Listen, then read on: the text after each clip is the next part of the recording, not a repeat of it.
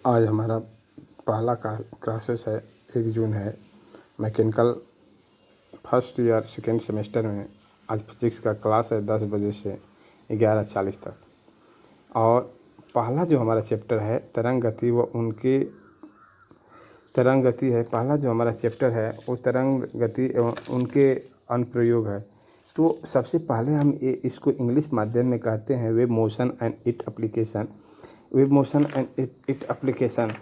और सबसे पहले हम ये जानेंगे कि जो तरंग गति क्या है। तो हम कह रहे हैं कि कोई भी द्रव्य हो, किसी भी हम द्रव्य को लेते हैं और लेने के बाद यदि उसके वास्तविक गति के बिना ही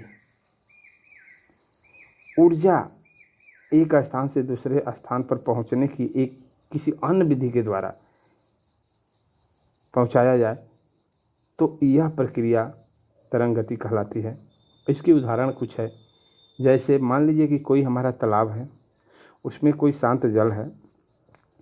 तो शांत जल में एक यदि पत्थर का टुकड़ा फेंका जाता है तो हम ये देखते हैं कि पत्थर के टुकड़े के गिरने के स्थान पर हमारा एक विक्षोभ उत्पन्न हो जाता है और यह विक्षोभ मौलिक आकृति वृत्ताकार रूप में एक निश्चित चाल से आगे बढ़कर तालाब के किनारे तक पहुंच जाता है।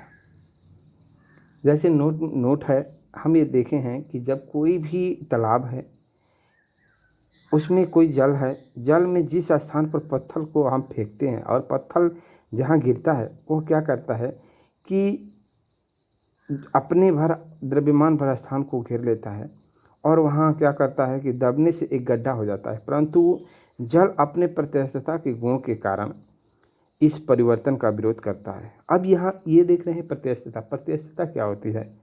प्रत्यास्थता में हम ये देखते हैं कि जब कोई वस्तु पर फोर्स लगाया जाता है तो वो क्या करता है कि अपने रूपों को चेंज कर लेता है, लेकिन फोर्स हटाने के बाद क्या करता है कि वो अपने रूप पुनः अपनी पूर्व अवस्था को प्राप्त कर लेता है। तो यहाँ पर जैसे हम पत्थर को फेंकते हैं तो हम ये देखते हैं कि एक गड्ढा बन जाता है और फिर क्या करता है, धीरे धीरे धीरे धीरे धीरे धीरे वो प्रत्यास्थता का विरोध करता है और वो गड्ढा क्या करता है कि परिवर्तन के विरोध का कर हम देखते हैं कि प्रत्यास्थता के गुण रखते वो अपने प्रारंभिक अवस्था को प्राप्त कर देता है। अब हम ये देखते हैं कि तरंग गति, अब हमने ये देखा कि तरंग, अब उसकी कुछ विशेषताएं हैं और वो कुछ विशेषताएं हैं ये दिखाया गया है। कुछ विशेषताएं के रूप में कहा गया है कि तरंग गति की विशेषता में ये दिखाया गया कि तरंग गति की विशेषताओं को लिए निम्न दिया जा रहा है, निम्न विधि है। पहला हमारा है, कह रहा है कि जब तरंग गति की उत्पत्ति किसी माध्यम के में किसी स्थान पर विक्षोभ उत्पन्न करने में होती है, और दूसरी में कह रहा है कि जब कोई भी तरंग गति है, हम ये देखते हैं कि तरंग गति का जो कारण है माध्यम में विक्षोभ एक निश्चित चाल से एक कण से दूसरे कण को स्थानांतरित होते हुए भी आगे बढ़ता है। तीसरी गति है कि तरंग गति के कारण माध्यम के कण विक्षोभ के अभिन्न विक्षोभ के साथ आगे गति नहीं करते हैं वरन वो अपनी माध्य स्थिति के इधर उधर आवर्त गति करते हैं। और चौथा है, तरंग गति के द्वारा माध्यम के कणों के दोलन की गति ऊर्जा का स्थानांतरण एक स्थान से दूसरे स्थान पर होती है।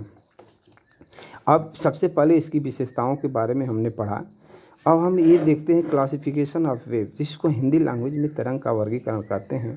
और तरंग का वर्गीकरण कई प्रकार से किया जाता है। अब उसमें पहला हमारा है अकॉर्डिंग टू मीडियम, जिसको माध्यम के अनुसार कहा जाता है। इसको कई भागों में डिवाइड किया गया और फर्स्ट भाग यांत्रिक अथवा प्रत्यास्थता तरंग, जिसको मैकेनिकल और इलास्टिक वेव कहते हैं। और दूसरा जो हमारा विधि है विद्युत चुम्बकीय अथवा अप्रत्यास्थ तरंगे, जिसको इलेक्ट्रोमैग्नेटिक और इन इलास्टिक वेव कहते हैं। तो सबसे पहले हम ये जानेंगे कि ये हमारा क्या होता है, ये हमारा क्या है। तो सबसे पहले हम ये जानेंगे कि जो फर्स्ट है यांत्रिक अथवा प्रत्यास्थ तरंग, जिसको मैकेनिकल और इलास्टिक वेव कहते हैं। तो परिभाषा में ये कहा गया है कि वे तरंगे जिनके संचरण के लिए, जब कोई भी तरंग है जो संचरित की अवस्था में है तो उस संचरित की अवस्था को बनाए रखने के लिए एक हमें माध्यम की आवश्यकता होती है, और वो भी किस माध्यम की, एक भौतिक माध्यम की आवश्यकता होती है।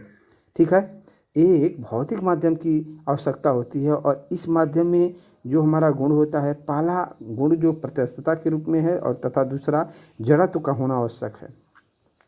जड़त्व शब्द यहाँ आया। जड़त्व हम ये जानते हैं कि जब कोई वस्तु यदि विरामा की अवस्था में है तो विरामा अवस्था में ही रहेगी, और गति की अवस्था में है तो गति अवस्था में रहेगी, जब तक उस पर एक एक्सटर्नल फोर्स अप्लाई ना किया जाए।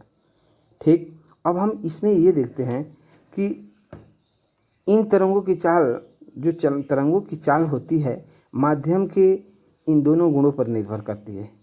उदाहरण के रूप में हम ये देखते हैं कि जो हमारा उदाहरण दिया हुआ है, पहला है हमारा ध्वनि तरंगे, दूसरा हमारा है रस्सी से उत्पन्न तरंगे।